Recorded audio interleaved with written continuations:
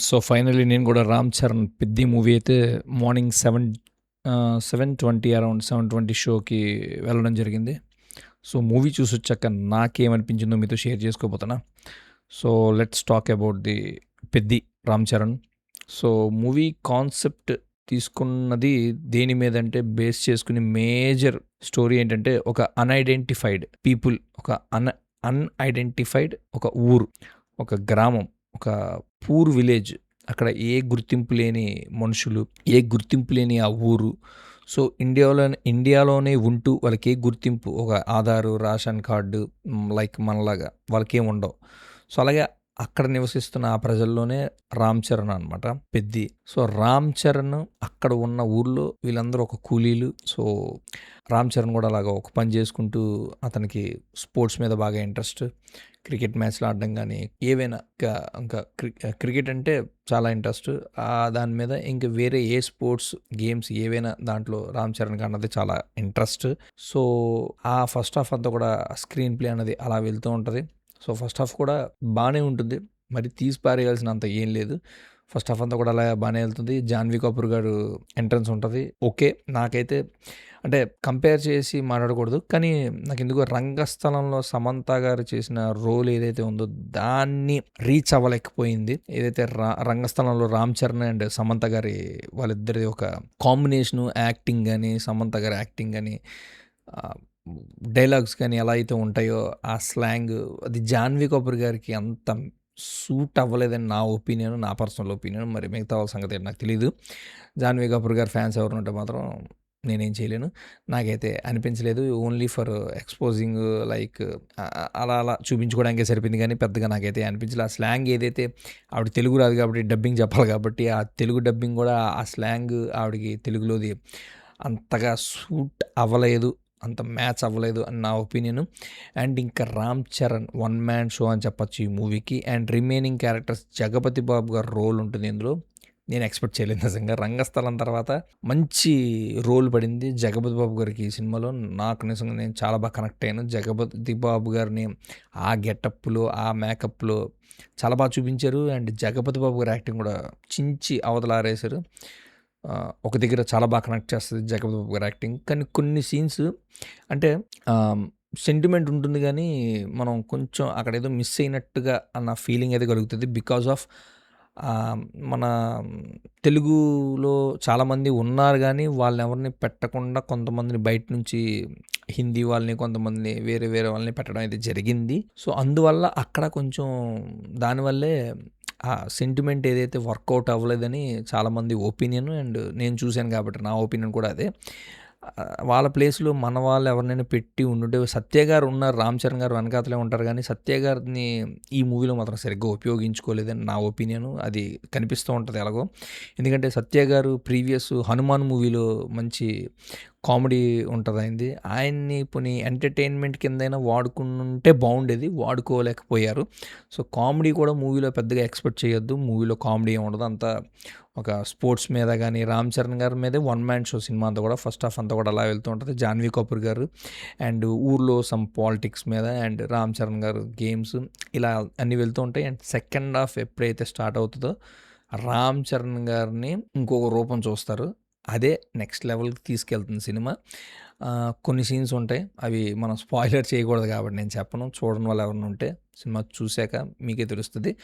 'Ram Charan' second హాఫ్‌లో మాత్రం no words అనమాట. చెప్పలేము. అంత బా చేశాడు. నాకు తెలిసి ఈ మూవీకి నేషనల్ అవార్డు ఇచ్చేయొచ్చు. ఎందుకంటే అంత బా చేశాడు. ఆ 'హనుమాన్ హనుమాన్' అని ఎందుకు అరుస్తున్నారు నాకైతే అర్థం కాలేదు గానీ మూవీ చూసాక సెకండ్ హాఫ్‌లో పెహల్వాన్స్, దాన్నేదంటారు, ఆ పెహల్వాన్స్‌తో ఫైట్స్ గానీ, కుస్తీ పోటీలు ఫైట్స్ గానీ, ఇలాంటివన్నీ అసలు 'రామ్ చరణ్‌ని' సెకండ్ హాఫ్‌లో బాడీ ట్రాన్సాక్షన్ ఏంట్రా బాబు అనిపించింది నాకైతే. అంటే అంత హార్డ్ వర్క్ చేశాడని కనిపిస్తూ ఉంటది ఆ బాడీ చూస్తే. చాలా బాగా కష్టపడ్డారని తెలుస్తూ ఉంటది ఈ మూవీకి మాత్రం. ఆ ఇసుకలో ఆ ఇద్దరితో కలిపి 'రామ్ చరణ్' ఒక్కళ్ళదే ఆ ఫైట్ మాత్రం నెక్స్ట్ లెవెల్ తీశారు. చాలా బా అనిపిస్తది. ఇంకా సెకండ్ హాఫ్‌లో చాలా సీన్స్ ఉంటాయి. అది చాలా ఆ ఎలివేషన్స్ కూడా చాలా బా ఇవ్వడం జరిగింది.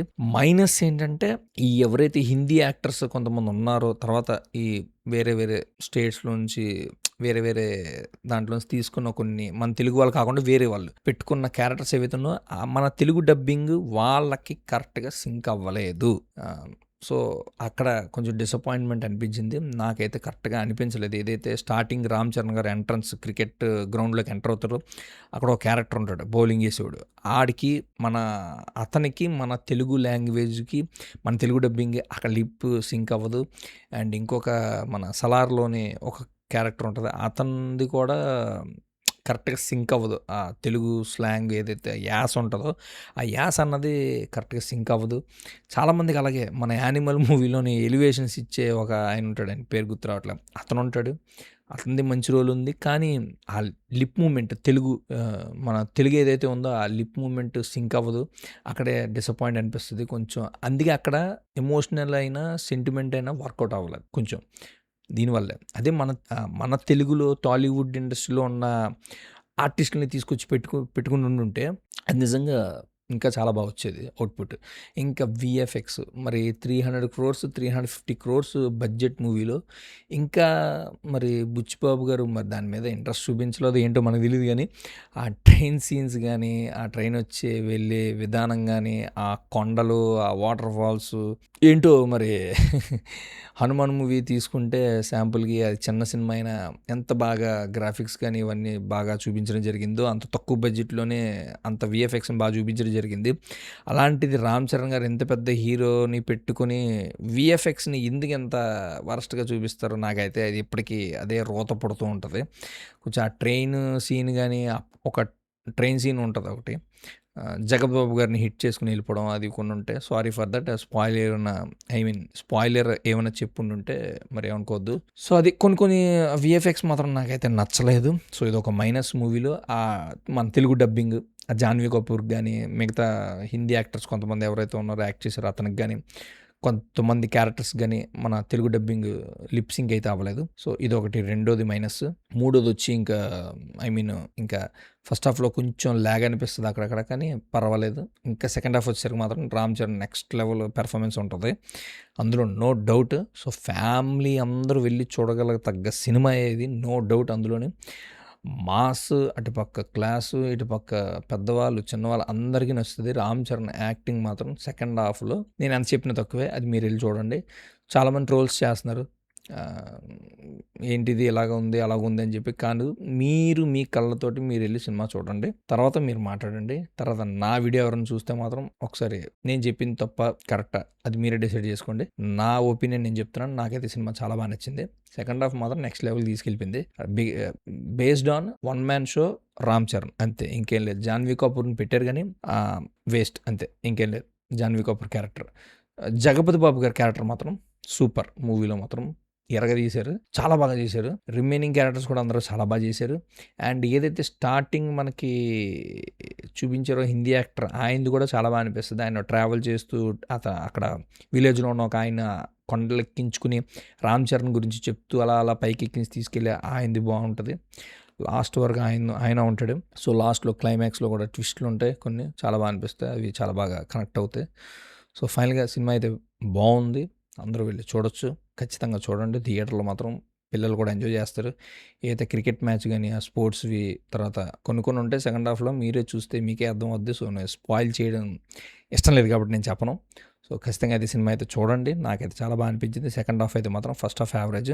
నేను మూవీకి రేటింగ్ ఇచ్చేంత నాకు లేదు, కాకపోతే మూవీ నచ్చింది అని చెప్తున్నాను. సో అదనమాట, అర్థం చేసుకుంటారని అనుకుంటున్నా. Thanks for watching, take care, bye bye, Jai Hind. Videos बनाने हैं फिल्मोरा है ना,